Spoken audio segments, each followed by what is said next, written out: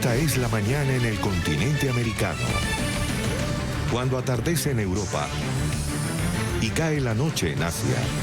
Así despierta el continente americano y transcurre el día y la noche en el resto del mundo. La mañana.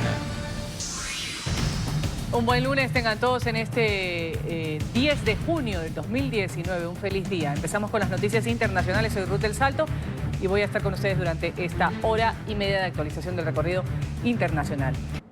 Hablamos de un récord histórico que se registra en Brasil de homicidios. Supera a México y está casi a nivel de Irak. Más de 65.000 brasileños han perdido la vida de forma violenta en el 2017. La tasa anual de asesinatos se ubica en el 31.6 muertes por cada 100.000 habitantes. Son cifras alarmantes. Ya los especialistas aseguran que la guerra por el narcotráfico, esta es una de las principales causas de la situación, pero no la única. Y son los jóvenes de entre 15 y 29 años los más afectados, mientras que los afroamericanos constituyen el 75.5% de las víctimas. Los expertos insisten en que esta situación podría empeorar tras la flexibilización del porte de armas por parte del presidente Jair Bolsonaro.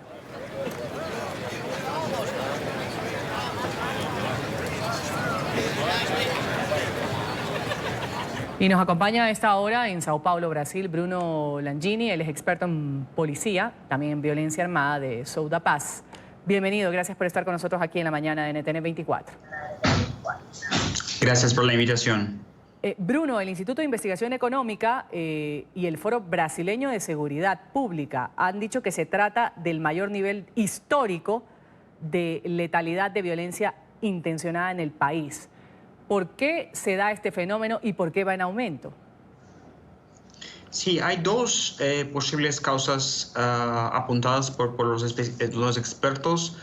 Una está relacionada a guerra entre grupos criminales por el tráfico de drogas en Brasil, especialmente en las regiones norte y nordeste. Entonces hubo un gran conflicto, especialmente a partir de 2016 y 2017, que fue responsable por aumentar la tasa de modo muy destacado en estos estados. Pero el otro motivo obviamente también está relacionado a cómo el Estado y cómo las políticas públicas de seguridad están en Brasil. Entonces hay un déficit muy grande en términos de cantidad de policías y también en calidad de las estrategias. Y nos preocupa mucho que con esta noticia obviamente muy negativa del crecimiento y de este récord, no solamente en Brasil, pero también de modo muy destacado en Latinoamérica, y cómo esto puede empeorar con las nuevas reglas del presidente Bolsonaro relacionadas a armas de fuego.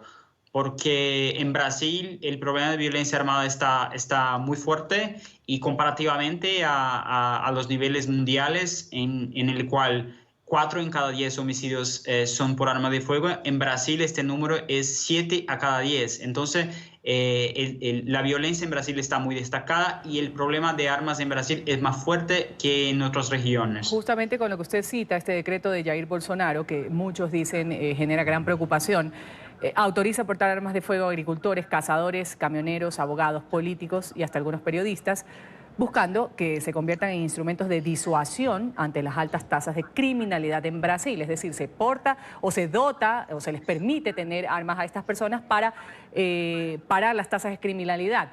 ¿De qué forma se contradice eso y cuán cierta es la preocupación que existen en cuanto a este decreto del porte de armas para estas personas? Entonces, en realidad no hay mucho que hacer, mirar adelante lo que va a pasar, porque Brasil ya tuvo una legislación más flexible para tenencia y portación de armas antes de 2003. Y lo que los datos muestran es que el crecimiento de la violencia armada era más destacada antes de esta ley. Entonces, obviamente que solamente una ley de control de armas no es suficiente para contener la violencia, pero hay comprobación de que esto ha sido muy positivo para las tasas en Brasil. Y el problema es que no solamente hubo una permisión de portación de armas para grupos que mencionaste, que llegan a casi 20 millones de personas habilitadas ahora a portar armas en la calle, pero también hubo una facilitación de la compra y ampliación de los tipos de armas que la población puede tener y también ampliación del número de municiones que cada persona puede comprar. Entonces, solo para tener una idea de la locura de este nuevo decreto, antes de estos decretos, una persona con arma en casa, un ciudadano, podría comprar hasta 50 municiones para su defensa personal por año. Y el presidente ha cambiado esto para 5.000 municiones por año. Entonces, no solamente esto va a ampliar los conflictos interpersonales, pero también hay un temor muy grande de que esto también fortalezca el tráfico de armas y municiones, una vez que los desvíos van a ser muy facilitados con este decreto. Vamos a agradecer, ha estado con nosotros aquí en la mañana hablando de esta epidemia de violencia que hay en Brasil, a Bruno Langiani, que es experto en policía y violencia armada. Gracias y un buen día en Sao Paulo. Gracias por la invitación.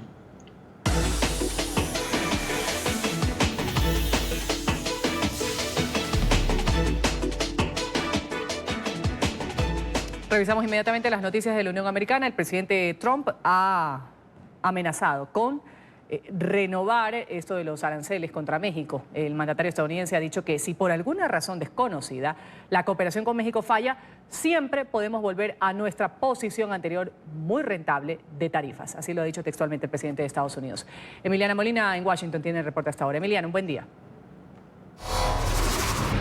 ¿Qué tal? Muy buenos días. Pues el mandatario estadounidense afirmó el domingo que había elementos secretos que aún no se han revelado en este nuevo acuerdo de inmigración que firmó con México. Esto mientras intentaba desviar las críticas de que había logrado menos de lo que había celebrado con su amenaza de imponer tarifas y que había firmado un acuerdo que ya se había negociado hace algunos meses atrás. El acuerdo aún debe ser ratificado por el Congreso de México y el Ejecutivo estadounidense amenazó nuevamente esta mañana con avanzar con la aplicación de las tarifas si los legisladores mexicanos no lo ratifican. Hemos firmado y documentado completamente otra parte muy importante del acuerdo de inmigración y seguridad con México, una que Estados Unidos ha estado reclamando durante muchos años. Será revelada en un futuro no muy lejano y necesitará la votación del cuerpo legislativo de México. No prevemos un problema con la votación, pero si por alguna razón la aprobación no llega, los aranceles se restablecerán. Una parte del acuerdo dice que Estados Unidos tomará acciones contra aquellos que crucen la frontera sur del país en busca de asilo. Las personas, en su mayoría centroamericanos, serán retornados inmediatamente a México, donde podrían esperar la resolución de su solicitud de asilo. El canciller mexicano aplaudió esta mañana el hecho de que lograron separar el tema comercial del tema migratorio. En lo que lleva este gobierno, en estos meses, esta ha sido la más difícil o el momento más difícil en la relación entre México y Estados Unidos. Y la negociación fue muy difícil, muchas horas, muy tensa. Y en esencia, lo que ocurrió es que la relación comercial y económica se subordinó a la diferencia sobre el tema migratorio. Eso no había ocurrido. Tenemos un tratado de libre comercio presentado al Senado en México y que está en el Congreso de Estados Unidos, y si se aplican tarifas unilaterales, entonces nos alejamos del modelo del Tratado de Libre Comercio. Es decir, ¿qué podría seguir en una guerra comercial? Pues que no se aprobase o no entre en vigor o deje de estar en vigor, cualquiera de las tres, un acuerdo de libre comercio con México. Entrar a una guerra comercial nos va a costar a México ¿qué? ¿Cómo lo podríamos traducir para nuestra vida personal? Bueno, en primer lugar estimamos como incrementar el IVA de golpe 10% en términos de tus condiciones de vida. Implicaría probablemente la pérdida de 1.200.000 empleos. Implicaría una caída en el Producto Interno Bruto de más de 1 punto. ¿Y esto por qué razón?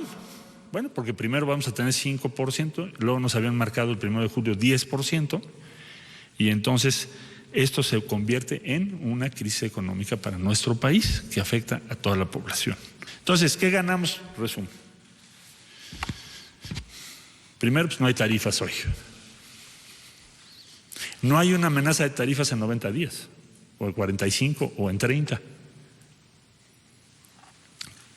Punto 2, migración se separa de comercio. Regresamos cada cosa a su mesa. Si se juntan las dos, para nosotros es peligroso. Punto 3, en materia migratoria, lo que estamos nosotros tratando de demostrar es que lo que nosotros proponemos es mejor que otras alternativas que existen, por supuesto. Pero tenemos que demostrarlo, tenemos que convencer, persuadir. Y debo decir que es la primera vez, cuando menos en lo que yo he visto, que las tarifas no se aplican. Porque normalmente el presidente Trump anuncia las tarifas como un instrumento de política y es muy raro que las quiten. Ha habido casos, pero casi siempre las imponen y después. Y como negocian. mencionaba el canciller mexicano, pues el impacto no solo sería en la economía mexicana, sino también en los migrantes. Y es que este acuerdo está generando múltiples dudas y activistas proinmigrantes están bastante preocupados. Aseguran que México no cuenta con los recursos necesarios para atender a estos migrantes mientras son procesados. Pues recordemos que sus peticiones de asilo podrían tardar años y las Cortes de Inmigración de Estados Unidos para finales de abril tenían más de 892,000 casos acumulados y solo hay alrededor de 414 jueces en servicio. En abril, por ejemplo, los agentes de la patrulla fronteriza detuvieron a un poco más de 98,000 migrantes en la frontera sur. Los ciudadanos son originarios de Guatemala y Honduras y continúan encabezando la lista de aprehensiones. En mayo, la cifra logró alcanzar más de 132,000 detenidos, un número que tiene al mandatario estadounidense Donald Trump bastante enfadado con México y con los países del Triángulo Norte. Esta es toda la información que tenemos en directo desde Washington. Emiliana Molina, regreso con ustedes al estudio. Claro, con imágenes de lo que sucede en Haití, porque Puerto Príncipe se ha convertido en un escenario de protestas. Hay 2 personas que han fallecido. Son protestas y manifestaciones antigubernamentales. Terminaron en choques con la policía de Haití. Los manifestantes exigen la dimisión del presidente Jovenel Moïse, a quien acusan de fraude, también de usurpación del cargo. Estas manifestaciones comenzaron el pasado 7 de febrero tras la publicación de un informe oficial sobre los casos de corrupción en la gestión de los fondos públicos en el marco del programa Petrocaribe.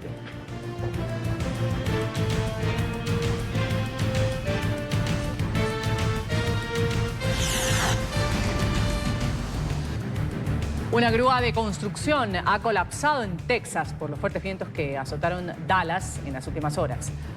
Este hecho causó daños en el complejo de apartamentos Elan City Lights en el centro de la ciudad. Una persona ha fallecido, 6 resultaron heridas según los primeros reportes de la policía. 2 de ellas están en condición crítica.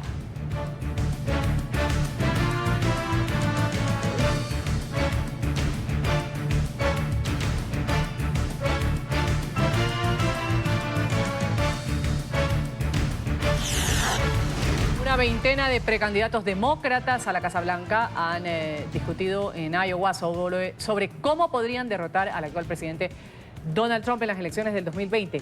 En el encuentro, el mayor que haya realizado el partido en esta competencia electoral, ahí los aspirantes coincidieron en la necesidad de encontrar una solución al cambio climático, mejorar la educación pública y reducir las brechas sociales. Una de las estrellas de la noche fue la senadora Kamala Harris, ex fiscal general de California, que acusó a Trump de haber defraudado al pueblo estadounidense.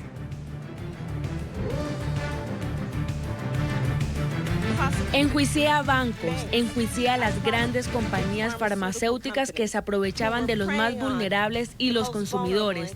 Enjuicié a los grandes bancos que estaban estafando a los propietarios y consumidores con fines de lucro.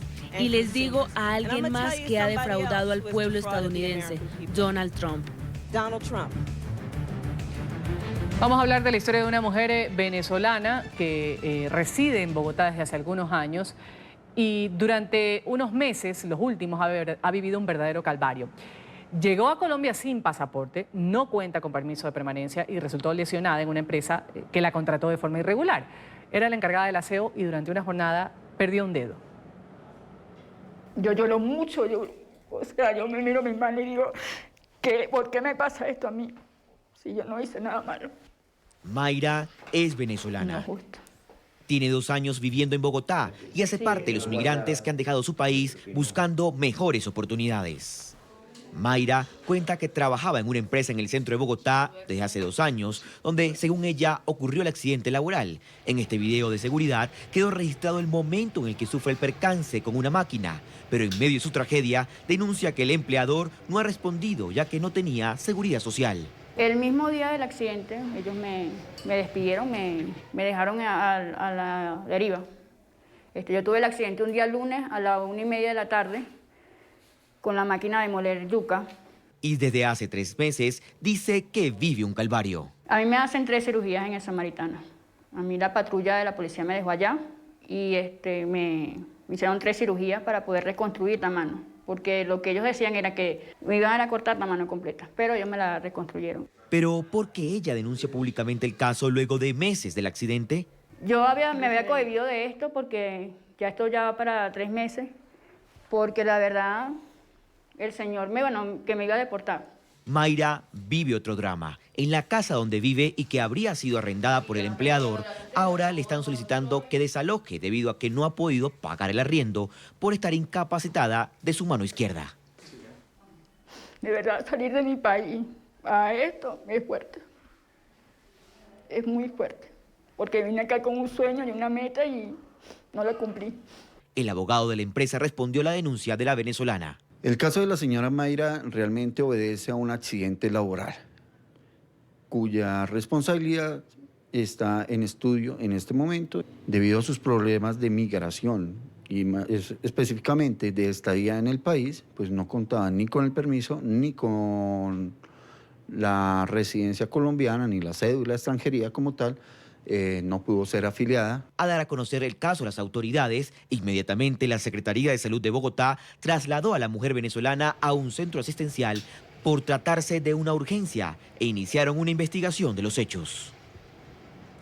Vamos a hablar ahora del barrio Petare en Caracas, una de las barriadas más grandes de Latinoamérica. Registra a esta hora una protesta multitudinaria. Los manifestantes están rechazando la presencia de las fuerzas especiales del FAES, estas Fuerzas de Acciones Especiales, simplificado como FAES, que es un comando de la Policía Nacional Bolivariana de Venezuela, creado en el 2016 en el marco de la crisis nacional. NTN 24, en el sitio de la noticia con Oliver Fernández y con la denuncia que hacen los residentes que hasta ahora protestan en esta zona de la capital. Oliver, un buen lunes. Un buen día para ti, Ruth. Un gusto saludarte desde la capital venezolana. A esta hora nos encontramos en Petare, uno de los barrios más grandes de Latinoamérica, donde los vecinos se encuentran concentrados acá. Ellos han cerrado esta localidad porque dicen que las fuerzas especiales del FAES, estas fuerzas especiales de Nicolás Maduro, pues mantienen prácticamente en zozobra a sus habitantes desde el pasado 23 de enero, cuando el presidente encargado de Venezuela, Juan Guaidó, se juramentó. Vamos a conversar con uno de los vecinos, quien nos va a describir qué es lo que ocurre acá, señora, todos los días. ¿Qué es lo que ocurre con los jóvenes, con los ancianos, con las personas que van a trabajar? ¿Cuál es su nombre? Mi nombre es Ingrid Griselda Sánchez Lugo, somos activistas de derechos humanos dentro de nuestra comunidad y nosotros estamos viviendo una constante zozobra, una constante manipulación, una constante amenaza del cuerpo de fuerzas especiales de seguridad. Hasta temor le da a uno decir eso, ¿vale? Porque ¿qué sabemos nosotros si después de hoy está manifestando? Vengan esa gente a brincar los techos de nuestras casas y tratar de meterse. Nosotros, todos ellos que están aquí, los chamos, todos esos niños, están corriendo riesgo porque ellos nos tienen en zozobra. Nos abren las casas, como le dije anteriormente, brincan por los techos, le pegan a nuestras mujeres, le pegan a nuestros niños, le rompen las cosas, nuestros negocios le sacan las comidas, las rompen y las tiran en el piso. Pero, ¿y cuál es la justificación para hacer eso?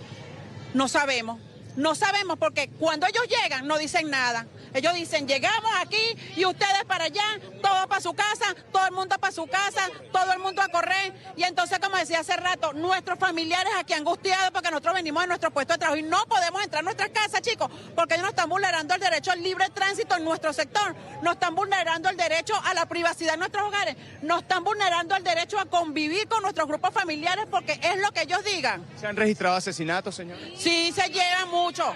¿Y sabe qué es lo lamentable? Que son jóvenes son jóvenes. Y en la semana pasada se hizo una fiesta, la gente estaba compartiendo. ¿Y qué hicieron ellos? Llegaron y amedrentaron y acabaron la fiesta a ploma. Entonces, hasta eso el FAE nos está vulnerando a nosotros.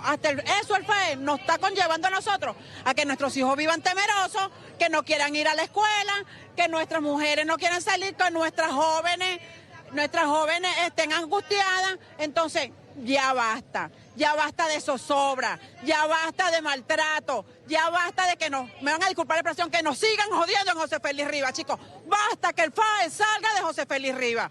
Muchísimas gracias. Esta es una de las señoras, bueno, que se encuentra acá, Ruth, en el barrio Petare, pero vamos a tratar también de conversar con otra de las personas que se encuentran acá para tener su impresión de acuerdo con lo que está ocurriendo desde el pasado 23 de enero. ¿Qué es lo que está pasando acá?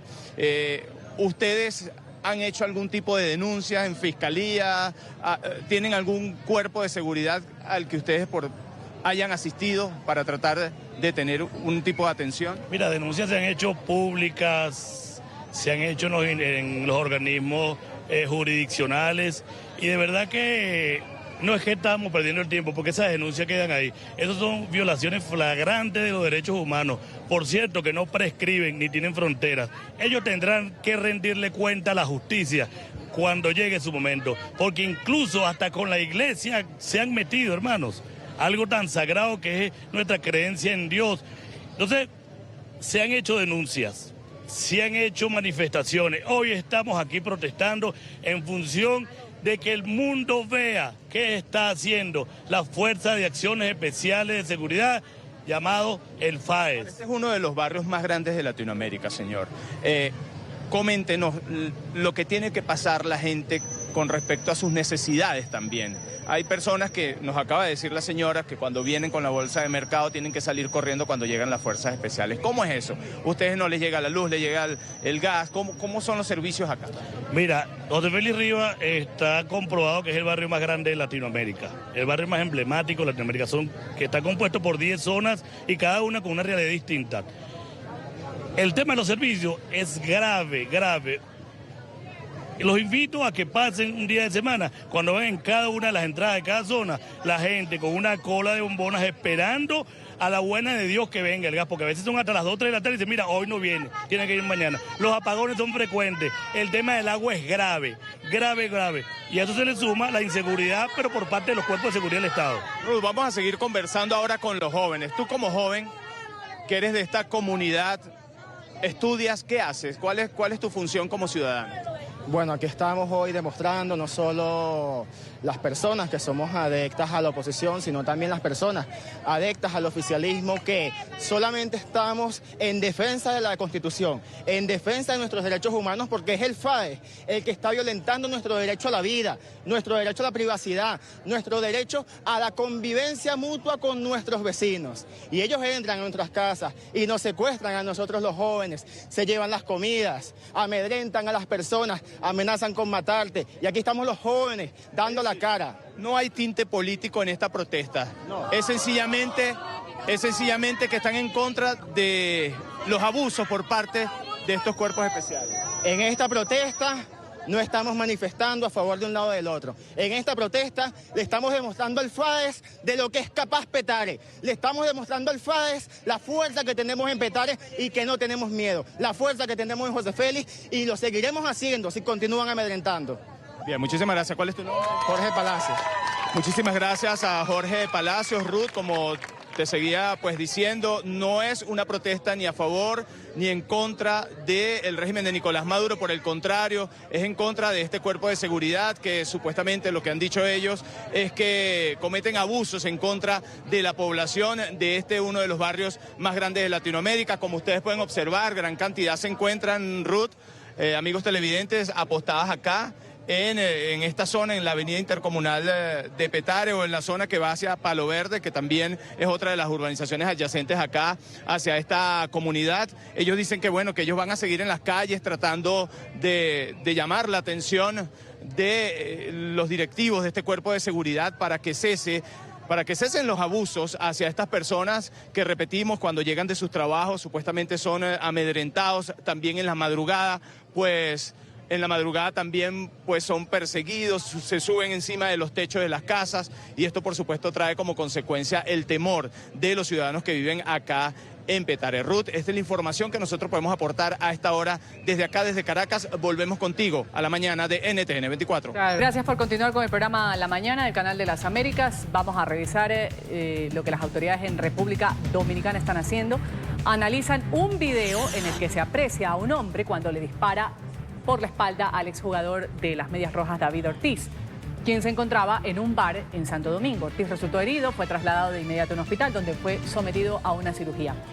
La familia del expelotero dice que se encuentra estable.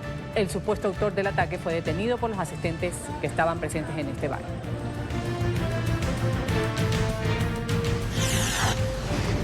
El presidente de Estados Unidos ha vuelto a amenazar con aranceles a productos mexicanos.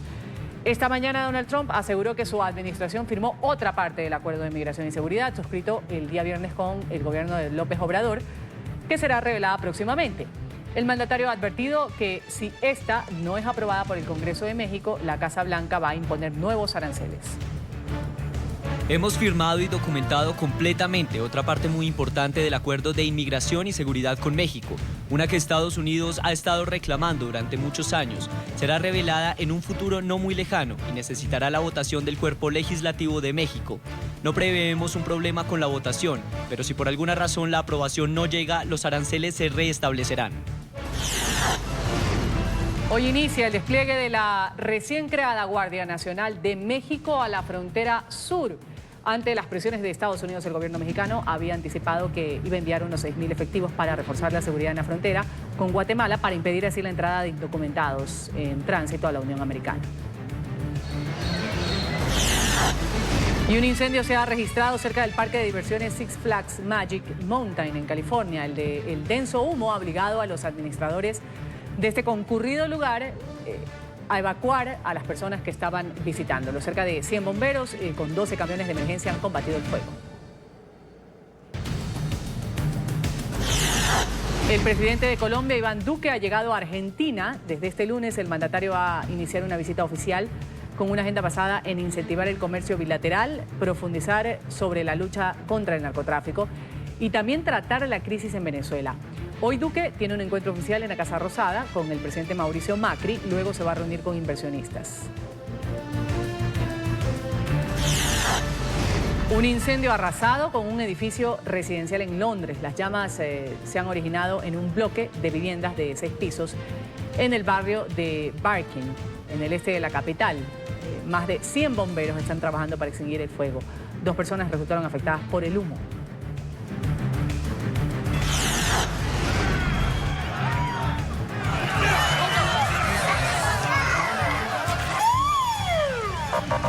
Elecciones presidenciales en Kazajistán han sido empañadas por detenciones masivas. La jornada de este domingo estuvo marcada por el arresto de casi 500 personas, según el propio Ministerio del Interior, en las 2 principales ciudades del este de este país de Asia Central. Los manifestantes pedían el boicot de las presidenciales, ya que consideraban que las votaciones se celebraron sin alternativa real y que la victoria del sucesor del actual mandatario ya estaba firmada. Reportes indican que Kasim Jopardakayev había ganado con el 70% de los votos. Organismos internacionales han denunciado irregularidades en estos comicios. Miles de personas salieron a las calles de Hong Kong para rechazar una propuesta de ley de extradición que permitiría que Beijing accediera a los fugitivos en este territorio para juzgarlos en China. El céntrico Victoria Park ha sido el escenario de la multitudinaria manifestación. La nueva ley propuesta en febrero y cuya votación final podría efectuarse antes de finales de julio permitiría a la jefatura del Ejecutivo y a los tribunales de Hong Kong tramitar las solicitudes de extradición de jurisdicción sin acuerdos previos, en particular con China y Taiwán. Crisis política en Moldavia. En esta nación del este de Europa han sido instaurados 2 gobiernos paralelos que enfrentan a los principales partidos del país, sin que de momento se advierta una salida. Esta situación se agravó cuando el Partido Socialista y el bloque derechista pro-europeo alcanzaron el pasado sábado un acuerdo y conformaron un nuevo gobierno, hecho que rechazó categóricamente el Partido Democrático con el aval del Tribunal Constitucional. Y el campeón Richard Carapaz llegará a su patria, campeón del Giro de Italia 2019. Va a estar arribando a la capital de los ecuatorianos. Este deportista va a partir en una caravana por las principales calles de la ciudad. Ahí los aficionados podrán saludarlo, felicitarlo. Además, más adelante va a ofrecer una conferencia de prensa. Carapaz, recordemos, es el único ecuatoriano que ha conseguido vestirse con la maglia rosa. Está previsto que el pedalista vaya a Carondelet también y se reúna con el presidente Lenín Moreno. Vamos a hablar ahora de Nayib Bukele, el presidente más joven de la historia de El Salvador. Ha demostrado tener una muy peculiar forma de gobernar. A tan solo una semana de asumir el cargo, el mandatario de 37 años ya comienza a dejar huella, pero en el Internet, a través de redes sociales. Utiliza el método de gestión gubernamental y sus más importantes órdenes las ha dado a través del Twitter, así como lo oyen. En esta red social ha puesto en marcha una ola de destituciones de miembros del Ejecutivo a fin de reordenar el Estado, ha dicho. Para dejar constancia de que la orden fue acatada, sus funcionarios también le responden vía Twitter. Lleva solo una semana en el cargo y Nayib Bukele ya ha revolucionado El Salvador. El nuevo presidente, el más joven en la historia del país, se ha valido de Twitter para hacer importantes anuncios. Se le ordena a la ministra de Vivienda que remueva al hijo del expresidente de la República de su plaza en el Fondo Nacional de la Vivienda y que sus 4.000 de salario pasen a ahorro de la institución. Y como es de esperarse cuando el mandatario da una orden, su equipo no solo la acata, sino que también por la red social le hace saber que el mensaje fue entendido y será ejecutado. Ahorita mismo, presidente. En las últimas horas ha aprovechado el alcance de Twitter para despedir a miembros del Ejecutivo. Se le ordena al ministro de Gobernación que remueva al director de Procivil, acusado del magnicidio de nuestro poeta Roque Dalton. El llamado de Bukele es a la regeneración democrática. Uno de los casos que más ha sonado es la destitución del director de Innovación Tecnológica, con un salario de $3.325 mensuales. Favor abrir las 3 plazas de técnicos en informática a concurso público. Con los 25 compre una cafetera para trabajar hasta tarde. Vamos a saludar en Brasil a David Meneses, él es experto en campañas electorales, también analista de la consultora política Move Group. Gracias por estar con nosotros, señor Meneses. Bienvenido a La Mañana. Buenos días, Ruth. Un gusto estar con usted y con su audiencia. Ahí estábamos hablando del protagonista, el presidente de El Salvador, un tipo bastante joven. Ha entrado y ha llamado la atención por el hecho de dar órdenes, destituciones y recibir la respuesta de sus funcionarios a través del Twitter. ¿Cuánto impacto tiene hacerlo por esta vía? Definitivamente Bukele está creando un impacto mediático muy fuerte. Especialmente si consideramos, por un lado, que él está reemplazando, él viene como un outsider luego de 30 años de un bipartidismo de izquierda y derecha en El Salvador. Y el expresidente salvadoreño es un exguerrillero de 74 años. Cuando comparamos con esto a un joven de 37 años, un millennial por excelencia, evidentemente ha causado una gran conmoción. Y lo que está creando son muchos golpes mediáticos. Ahora sí, también tenemos que considerar que él está utilizando la red social Twitter en vez de redes sociales más fuertes como Facebook o Instagram, que son y YouTube, que son las 3 primeras redes sociales más importantes de El Salvador. Él utiliza Twitter, que es una red mucho más, diríamos, politizada, que no todas las personas, no todo el mundo utiliza Twitter, pero sí definitivamente es una red muy utilizada para los políticos y para los periodistas. Entonces, en ese sentido, la mayoría de los salvadoreños se está enterando de sus twitters a través de lo que la televisión y los medios tradicionales reportan que les está tuiteando. Pero sin duda alguna es una nueva visión, es una nueva manera de comunicarse. Y otra cosa interesante que él menciona, él dice, todos los tweets no son escritos por sus secretarios de prensa como normalmente ocurriría en otros países, sino que es él directamente que está utilizando estos medios, creando una gran conmoción, más que nada mediática, antes que el gobierno. Claro, justamente Dime, el 6 de junio él escribió, oficialmente soy el presidente más cool del mundo. ¿Se cayó la llamada? David, ¿nos escucha? David. Bueno, vamos a tratar de restablecer la comunicación con David Meneses, experto en campañas electorales. Y lo decía, el 6 de junio, el día que fue posesionado como el presidente de El Salvador, dijo oficialmente: soy el presidente más cool del mundo. Así lo puso en su cuenta de Twitter. 5 días después de haber asumido la presidencia, pues ya él estaba dando órdenes, 4 días después dando órdenes de destitución. Y simplemente ponía, ordeno, la frase, se le ordena. El mandatario transmite así sus decisiones para los ministros, para destituir, para nombrar a funcionarios públicos, también acometer obras de infraestructura, porque no solo se trata de conformación de su gabinete y de órdenes que tienen que ver con el acontecer de personas que pertenecían a otras tiendas políticas o a su línea política, sino que él dice, por medio del Twitter también estamos hablando de obras de infraestructura. David Meneses, experto en campañas electorales, nos acompaña a esta hora y estamos hablando de una renovación quizás después de haber pasado al gobierno a manos de una persona bastante joven, millennials además. Ya en la campaña se dejó ver así, era una persona que nunca iba de traje, ni incluso cuando, cuando fue su posesión sí lo hizo, pero siempre iba con una chaqueta de cuero, creo que tenía el cabello largo. Una persona que cambia en cuanto a imagen también lo que se venía dando con el antiguo presidente. Pero sí hay una preocupación de algunos expertos y dicen, esto de utilizar el Twitter o una red social, pues lo hace quizás prestarse solo para el acontecimiento mediático, que es lo que decimos está cambiando del gobierno anterior a de este joven de 37 años. ¿Cómo lo ve usted, David? Sin duda alguna, existen muchas personas, especialmente los grupos políticos más tradicionales, que cuestionan esta forma de gobernar. Realmente dicen que, no sé, que está violando la legalidad de cómo despedir a personas o de cómo incluir personas dentro del gobierno.